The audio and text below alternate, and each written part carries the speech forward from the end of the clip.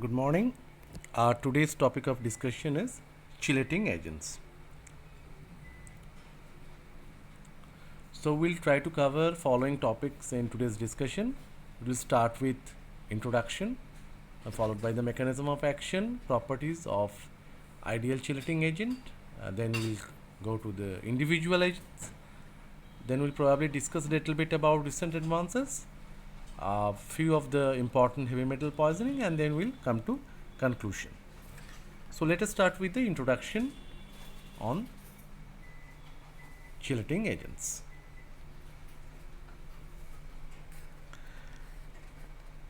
The toxicity of the heavy metals is attributed to their ability to form complexes with important biological radicals such as sulfhydryl radicals or the hydroxyl radicals. Even it can be happened with carboxyl radicals and the amino radicals.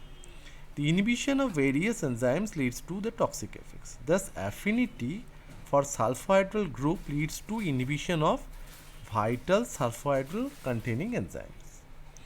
Therefore, attempts were made to develop organic compounds which would have a high affinity for the metallic ions. Such drugs may combine with the metallic ions to produce relatively non-toxic, easily water-soluble complexes so that this can be eliminated via kidney. The process by which these organic compounds combined with the metals to form relatively stable non-ionized ring complexes is called chelation. The compounds being designated as chelating agents. So look at these pictures. If you can look at the top of right hand side, the eye, and you see a ring around this people, that is called cave ring. You can see these blood picture, which is probably indicating a certain kind of heavy metal poisoning. The foot, the teeth is being showing some kind of heavy metal poisoning, and at the end, if you look at this is one of your favorite noodle, and you know that this was being banned a few years back due to increase in the level of one of the important heavy metal. It's probably lead. So I don't want to mention the name of this noodle, but from your past memory you can recollect the name of this, and you can understand why these heavy metal poisoning as well as the chelating agents are so important in clinical practice. The term chill means claw. So the use of a chelating agent is to bind with a metal in the body to form a chelate so that the metal loses its toxic effect or physiological activity. And therefore, the metal is now unavailable for its toxic interaction with the functional group, mostly the enzymes which I mentioned before, the groups like sulfhydryl, carboxyl, amino groups, or with the other proteins and nucleophiles and membranes. So this is the structural way of showing you how a copper molecule is being forming a complex with a certain kind of chelating agents. The name of the chelating agents will be mentioned later on, but one is already mentioned here, which is EDTA. Beside these, there are some drugs like British antileucite, which is also known as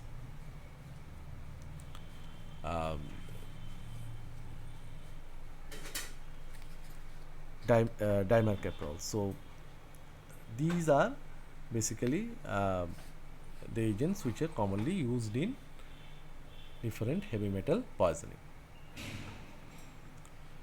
The heavy metals usually combines with one or more reactive group, that is the ligands, maybe the oxide or the nitrogen or the sulfur. It donate a pair of electrons, so itself it's oxidized, and it is basically reducing the other substance. So this oxidation reduction process is going on, and hence there is hampering in the physiological function. Enzyme inhibition occurs, as well as it will lead to oxidative stress. The chelating agents, they will form complexes with the heavy metals. and it has few of the characteristic features. The first thing is the complex is going to be stable, and it is definitely going to be non-toxic. It is going to be water soluble, that means polar, and this non-toxic compound will be easily excreted via urine, so that we can get rid of these heavy metal poisonings with the help of these drugs. And mostly you have to remember the name of 4 drugs. First one is dimercaprol or British antilucid. The second one is penicillamine, which was shown as a to treat a case of Wilson's disease, where KF ring is seen in the eyes. So that is for copper poisoning. For iron poisoning, usually the injectable agent is desferrioxamine and the oral agent is deferiprone, and EDTA, which is mostly used for lead poisoning or even in case of arsenic poisoning.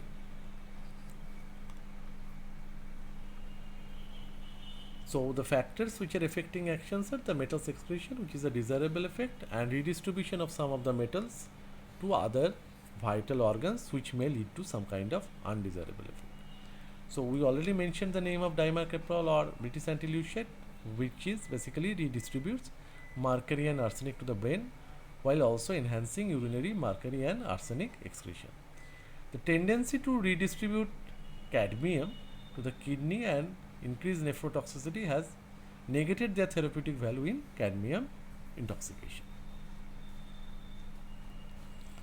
In addition to removing the target metal, some chelating agents may enhance excretion of essential cations such as zinc in the case of calcium EDTA and DTPA, and zinc and copper both in case of succimer. So the factors affecting actions are: the longer the half-life of a metal in a particular organ, the less effectively it will be removed by chelation. The late chelation with calcium EDTA, the metal is more effectively removed from the soft tissues than it's going to be removed from bone. The capacity of chelating agents to prevent or to reduce the adverse effect of toxic metals is usually greatest when administered very soon after the acute metal exposure. So if you are starting your treatment a little bit late, probably these drugs are not going to be that effective. So these drugs are also used in acute poisoning as well as in case of chronic poisoning. So those factors which are affecting the actions are relative affinity of the chelator to the heavy metal, its distribution of the chelator in the body, its capacity to mobilize the complex, its half-life of the heavy metal, and the duration after which the exposure happens. So when you are actually giving this treatment to your patients. So it is very difficult to find an ideal chelating agent, but the ideal characteristics are highly water soluble, resistant to biotransformation, its ability to reach sites of metal storage, it may form non-toxic complexes with heavy metal, it retain activity at pH of body fluids, it's ready for excretion of the chelate compound, and the greater affinity for heavy metal than for endogenous ligand. Otherwise, it may form a complex inside your body. So these are the common individual agents: EDTA, dimercaprol or British antilucid, succimer, unithiol, triantine, which is basically a penicillamine-like thing used in case of Wilson's disease, penicillamine, deferiprone, deferiprone. So these are the common, which last two are used in iron poisoning. So these are common agents which are used in clinical practice. Let us start with the first one, which is EDTA. It's a highly polar ionic compound, and this one is basically forming metallic many divalent and trivalent metallic ions, and their therapeutic application is related to their chelating properties. So the calcium disodium and the disodium salts of EDTA forms stable and highly water soluble complexes. Only the calcium salts are useful in toxicity of lead, zinc, even in arsenic, manganese. Highly successful in lead poisoning because of capacity of lead to displace calcium from EDTA, and it chelates extracellular metal ions much more effectively than intracellular ions.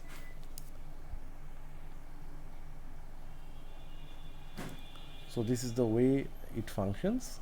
M stands for the lead is there already, and you can symbolically present it as M or N. So it means that it's forming the chelating compound with lead. Now, salts are poorly absorbed from the GI tract. It's given via injectable route, IV or IM. The latter is very painful. They are excreted almost completely within 24 hours, both by glomerular filtration and tubular secretion. The adverse drug reactions which is happening are basically thrombophlebitis and nausea, diarrhea, toxic nephrosis, oliguria, and renal failure.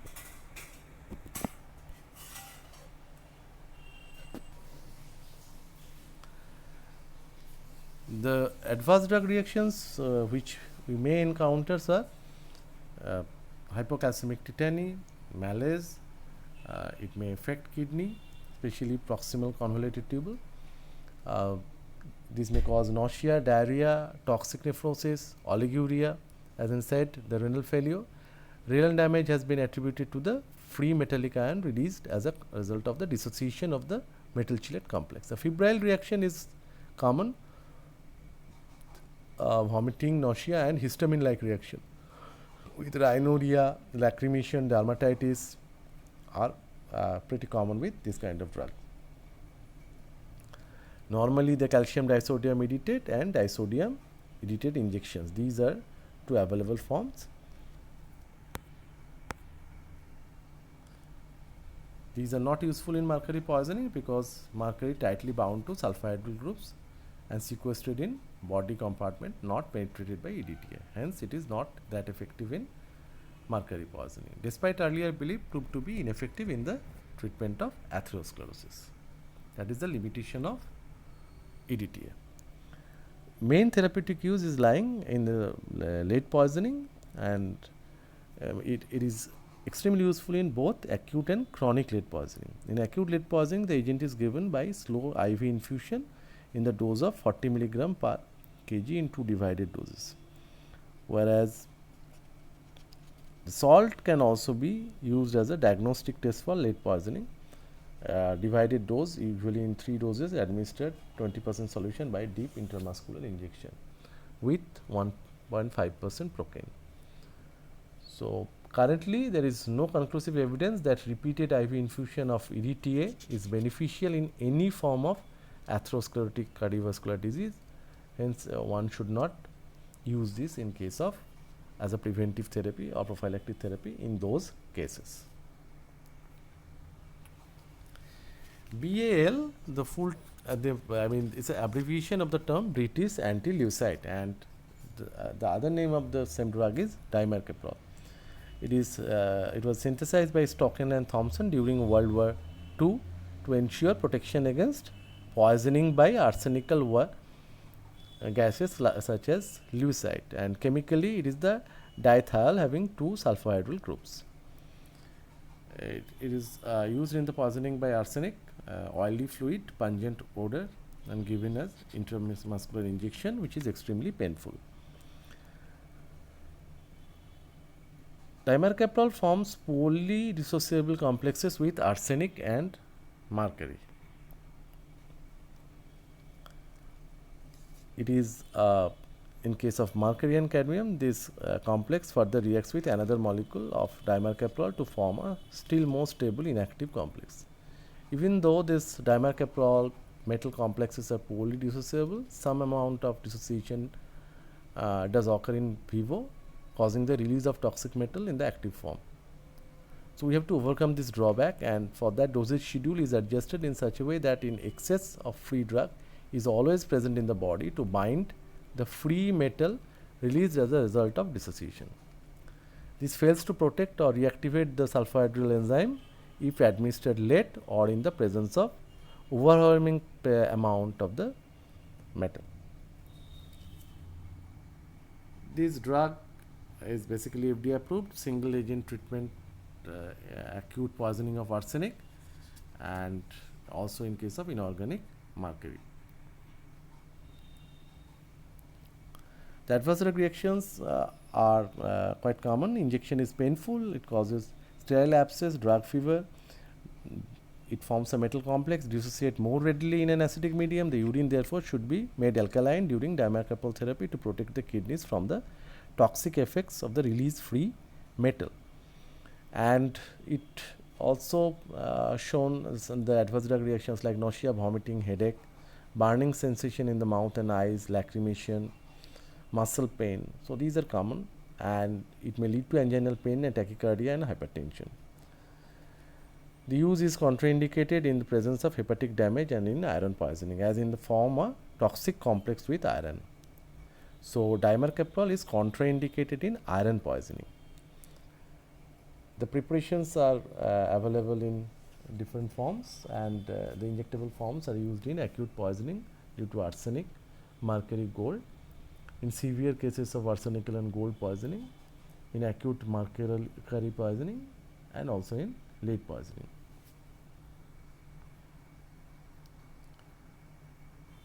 There are water soluble analogues of dimercaprol available. One is Unithal, another one is Saxima.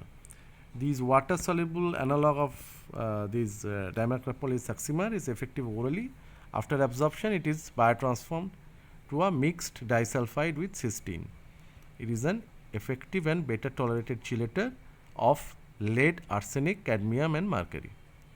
And usually the adverse effects are nausea, vomiting, diarrhea, loss of appetite and skin loss. It is not only recommended for arsenic poisoning, it is also recommended in case of lead poisoning in children. Whereas Unithal is given at a dose of 3 to 5 milligram per kg, slow intravenous route. It has a lesser adverse drug reaction than dimercaprol, and it may cause urticaria, rashes and Stevens-Johnson syndrome. Let us come to the next drug known as penicillamine, which is basically a degraded product of penicillin, and it is available in two forms, D-penicillamine and L-penicillamine. The D-penicillamine form is usually used in clinical practice. It is readily absorbed from the gut and is resistant to metabolic degradation. It is less toxic than the D-penicillamine is less toxic than the L-isomer. So the D-penicillamine is very commonly used. It forms a water-soluble complex with copper, mercury and lead ions, and thus facilitates their excretion in urine. Like dimercaprol, it inhibits a number of enzymes which include transaminase, desulfohydrase, which have one of these metals as a prosthetic group.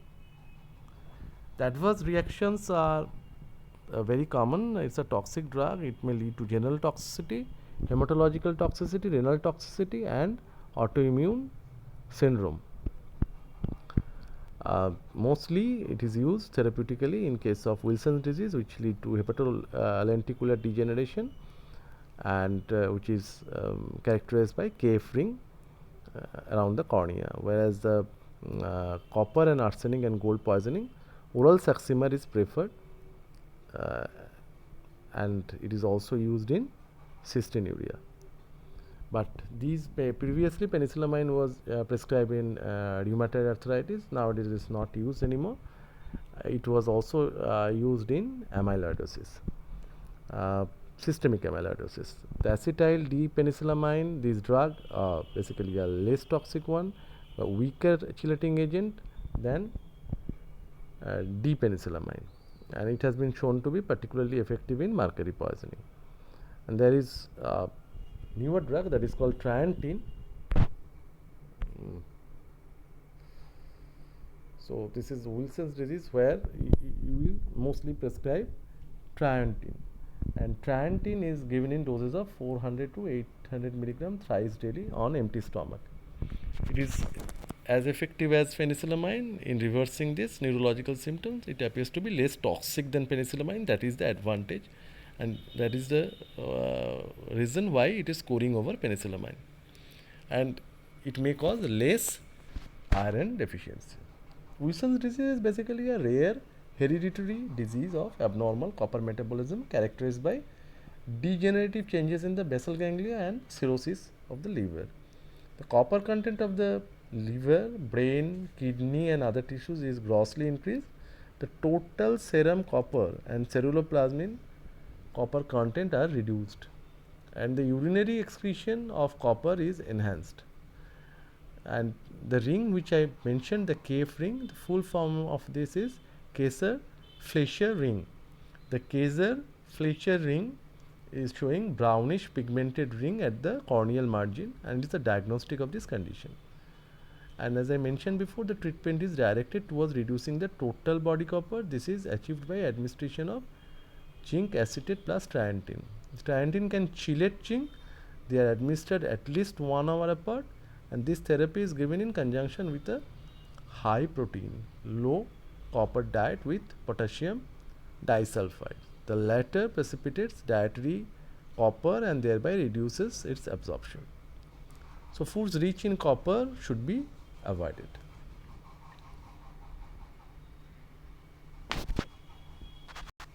So this is a ring which is basically showing the characteristic feature of Wilson's disease, and the arrow is basically showing the way this ring is being projected over here. So this is a characteristic of Wilson's disease.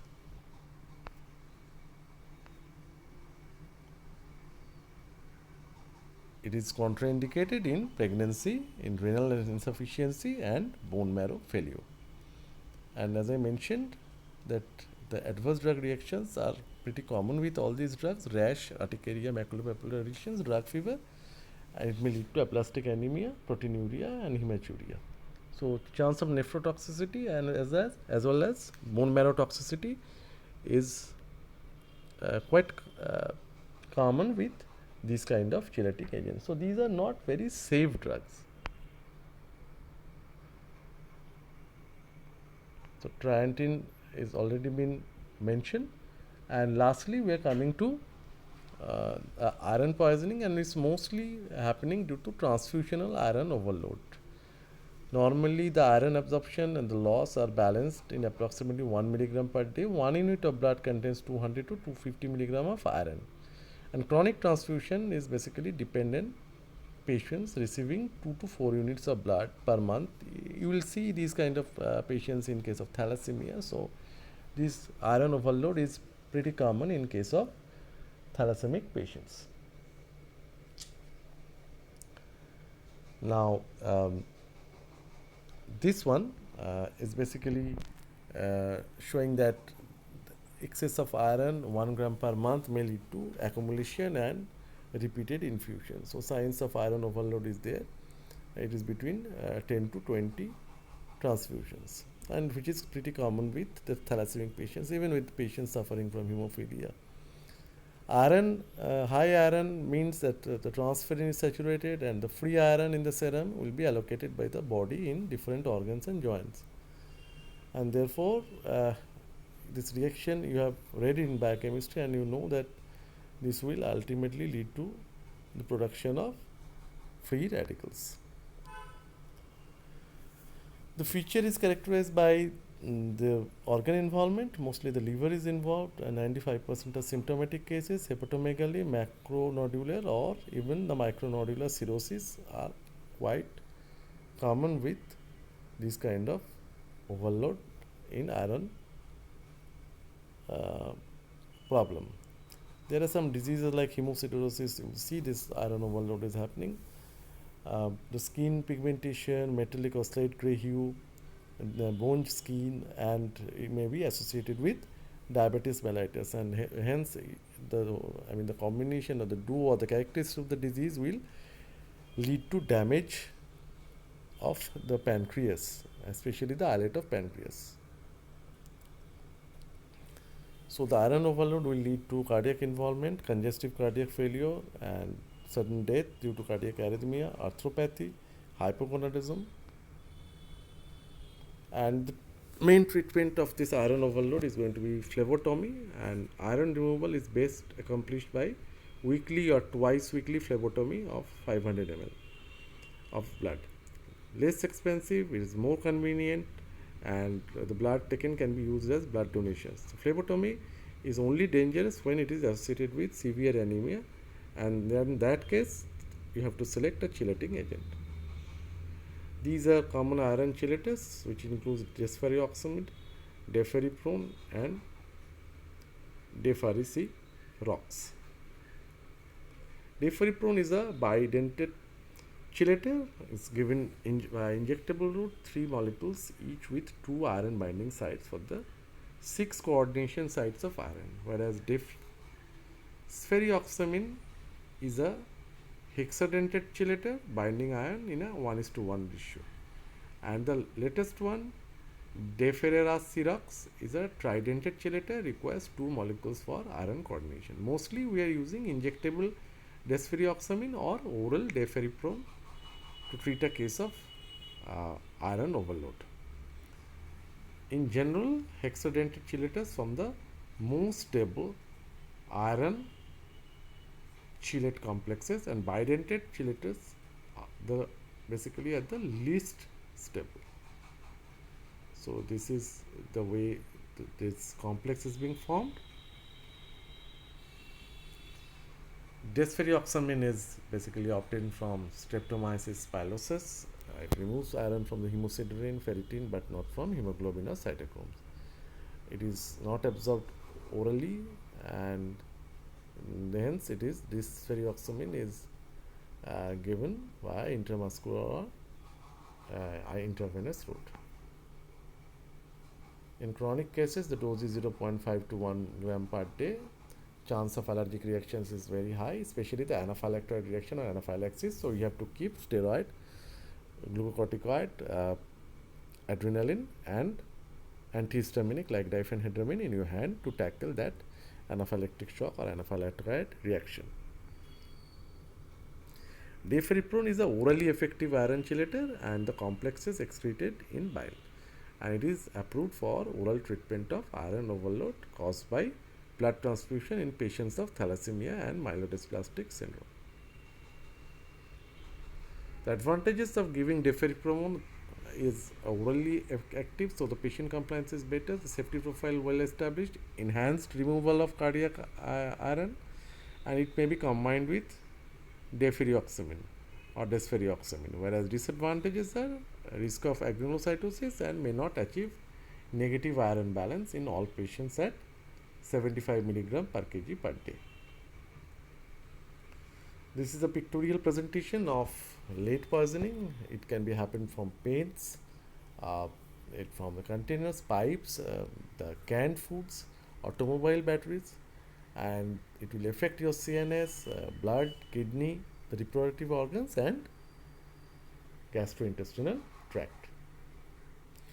These are the common things. The clinical problems happen with the lead poisoning, encephalopathy in case of adult with frank anemia at a particular level, then the hemoglobin synthesis, then it will lead at a lower level the peripheral neuropathy.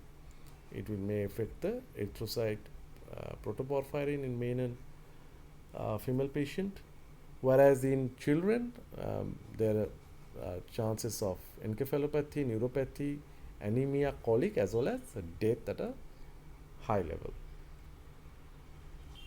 So these are the drugs by which you will treat lead poisoning. Already I have discussed the name of EDTA. Even you can use dimercaprol and succimer. This is an example of or the manifestation of mercury poisoning. Well, you see the teeth are involved. This is basically the taken from Minamata tragedy. This diagnosis on urine mercury level is characteristic of this poisoning.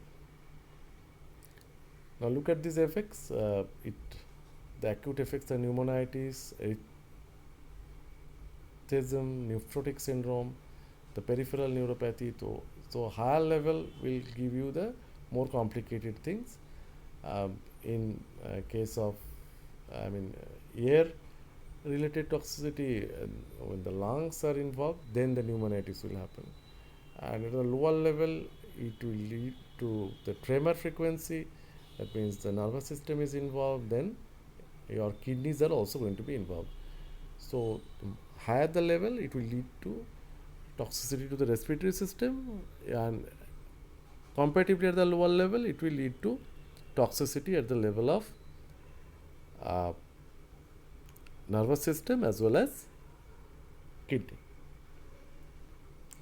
This is an example of mercury poisoning. You see the features. The initial thing is maculopapular eruptions affecting your palm and sole. Here the patient is probably uh, having a more severe variety of arsenic poisoning, and probably this poisoning is happening due to your probably the person is getting it from water. So drinking water, if the drinking water is having a high arsenic level, then it will lead to this kind of problems. The treatment, again coming back to the dimercaprol or beta-centraleucide, succimer, and even the penicillamine can be combined with dimercaprol. These are common causes which are happening due to transfusional iron overload. So iron poisoning is mostly happening when blood transfusion is given. In case of beta thalassemia, sickle cell anemia, aplastic anemia, myelodysplastic syndrome, and some chronic anemias like Fanconi anemia and Blackfan diamond anemia, that is a red cell aplasia. The reason lying in the fact that it will affect the hydroxyl radical, is highly active and attacks the lipids, protein and DNA, the formation of peroxides of these molecules, and interact with other molecules to form crosslinks. These crosslink molecules ultimately perform their normal functions either poorly or it is almost ineffective. We have mentioned phlebotomy, and this one is the basic role of chelators like deferriprone and desferrioxamine. They protect the cells from iron mediated toxicity in two ways: removal of the excessive iron. Once the toxic iron is removed, the body's repair mechanism can correct damage, and the neutralization of free iron. It means a tight binding of chelators to iron blocks the iron's ability to catalyze redox reactions. So these are the two main ways by which the iron chelators are protecting your body from acute iron poisoning. So I'm concluding my presentation with the fact that chelation has its pros and cons, that means the benefits and drawbacks. The benefits are it's effective against acute poisoning. It can form non-toxic complexes. It may remove metal from soft tissues. Oral therapies are available in various forms. Whereas the drawbacks are the redistribution of toxic metal, maybe the essential metal loss, no removal of metal from intercellular sites, hepatotoxicity and nephrotoxicity, which are the common drawbacks or adverse drug reactions of these agents. Then comes anaphylactoid reactions, which may happen with the drug like desferrioxamine or penicillamine, the poor clinical recovery, poor oxidant effects, and headache and nausea. So with this and the references I have taken, I am showing you the way these kind of injectable preparations are given. I'm concluding my presentation, and thank you so much for your patient hearing. Thank you once more.